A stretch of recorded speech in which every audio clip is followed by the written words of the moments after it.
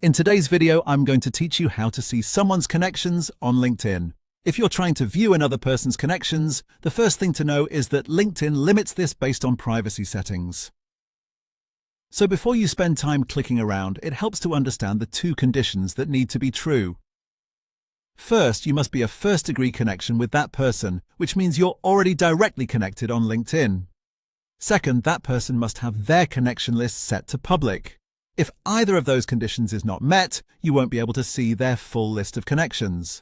If both conditions are in place, start by going to the person's LinkedIn profile. Once you're on their profile page, look just beneath their name.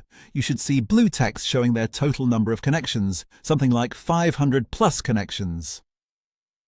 That text is clickable. Click on it, and LinkedIn will open a list of that person's visible connections. From there, you can browse through the list and explore the people they're connected with. If you click around and don't see that list, or if nothing opens, it usually means one of those privacy requirements hasn't been met.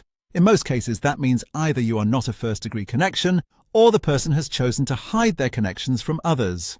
This is normal and is controlled entirely by the other user's privacy preferences.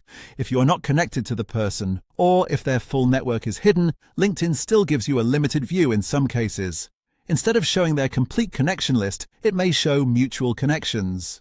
These are the shared contacts you both know. You can usually find this directly under the person's profile headline or in the summary area of their profile.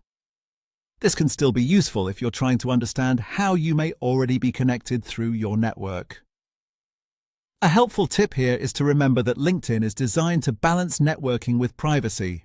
So if you can't see someone's connections, it doesn't mean you're missing a feature or doing something wrong.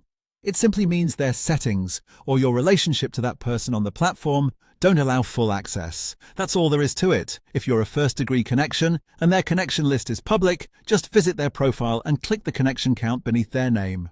If not, look for mutual connections instead.